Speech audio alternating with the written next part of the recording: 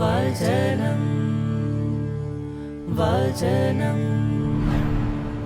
ത്രിയേക ദൈവമം വചനം. ഈ ലോകത്ത് ഏറ്റവും വിലപിടിപ്പുള്ളൊരു ചോദ്യം എന്താണെന്ന് നിങ്ങൾക്കറിയോ?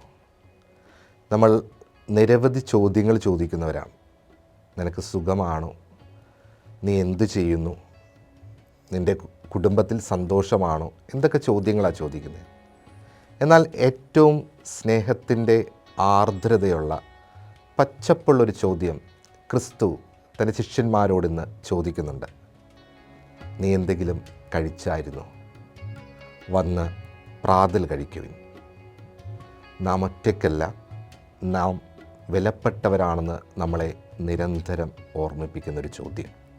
ആ ഒരൊറ്റ ചോദ്യത്തിൻ്റെ തിരിച്ചറിവിൽ നിന്നാണ് ശിഷ്യന്മാർ ക്രിസ്തുവിനെ തൻ്റെ ജീവിതത്തിലേക്ക് കൂട്ടിക്കൊണ്ടുവരുന്നത്.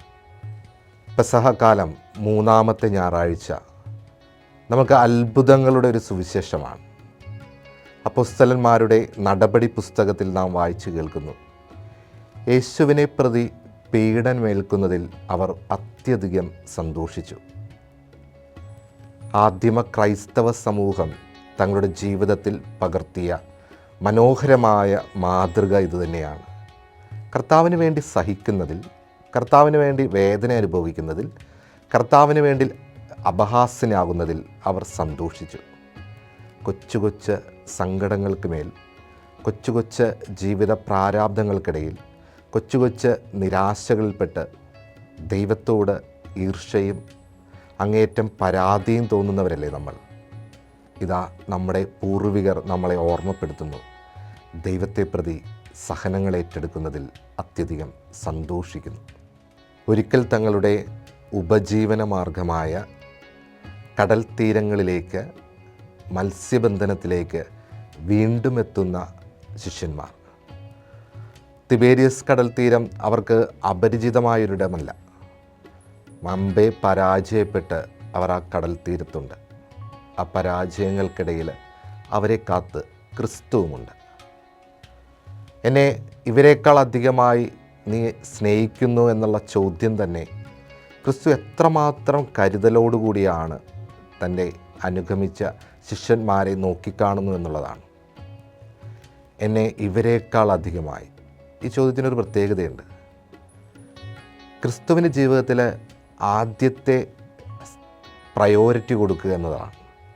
എൻ്റെ ജീവിതത്തിലെ ആദ്യ സ്ഥാനം ഞാൻ ആർക്കാണ് കൊടുക്കുക?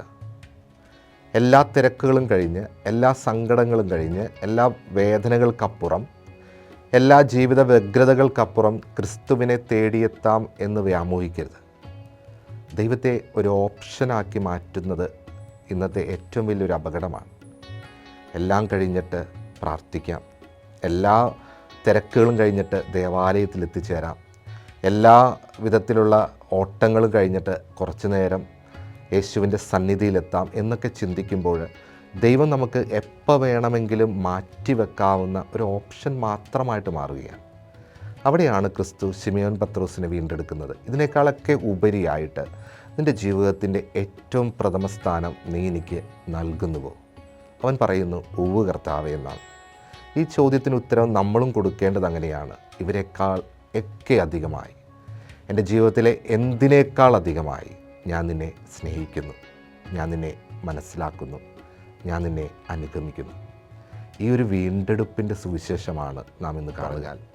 നഷ്ടപ്പെട്ട ഇടങ്ങളിൽ നിന്ന്, പരാജയത്തിൻ്റെ ഇടങ്ങളിൽ നിന്ന് ക്രിസ്തു തൻ്റെ ശിഷ്യന്മാരെ വീണ്ടെടുക്കുമ്പോൾ നമ്മുടെയൊക്കെ ജീവിതാന്തരീക്ഷങ്ങളിൽ നഷ്ടപ്പെട്ടു പോയ ദൈവസാന്നിധ്യത്തെ വീണ്ടും നിന്നെ ഞാൻ അധികമായി സ്നേഹിക്കുന്നു എന്ന് പറഞ്ഞുകൊണ്ട് ക്രിസ്തുവിലേക്ക് മടങ്ങിയെത്താൻ സാധിക്കുമ്പോഴാണ് കടൽ തീരമെല്ലാം അത്ഭുതങ്ങൾ ചേക്കേറുന്ന ഇടങ്ങളായിട്ട് മാറുക.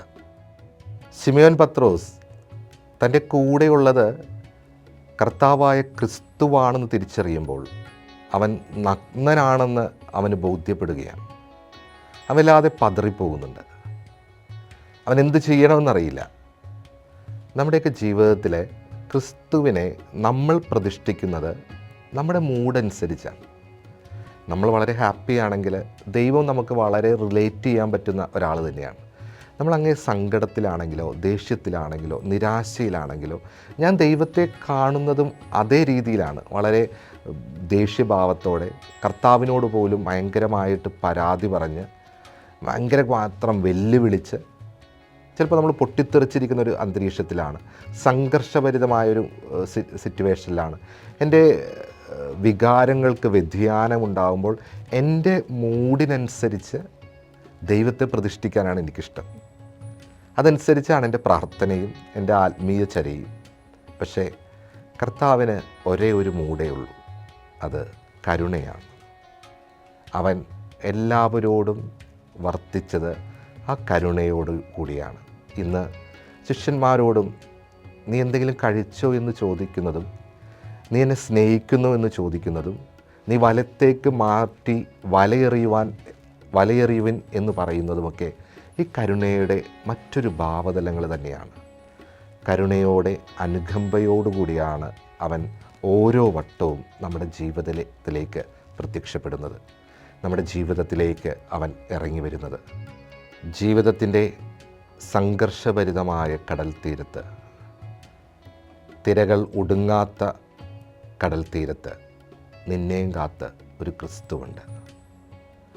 നീ ഏതാഴിയിൽ ഓടിയൊളിച്ചാലും, നീ എത്രമാത്രം അവനിൽ നിന്ന് അകന്ന് അന്ധകാരത്തിലേക്ക് പോയാലും, അമ്പെ പരാജയപ്പെട്ടു പോയാലും നിനക്ക് വേണ്ടി പ്രാതലൊരുക്കി കാത്തിരിക്കുന്നൊരു ദൈവം. അങ്ങനെ ഒരു ദൈവം നിനക്ക് കൂടെയുള്ളപ്പോൾ നീ എങ്ങനെയാണ് ഒറ്റപ്പെട്ടവനായി മാറുക?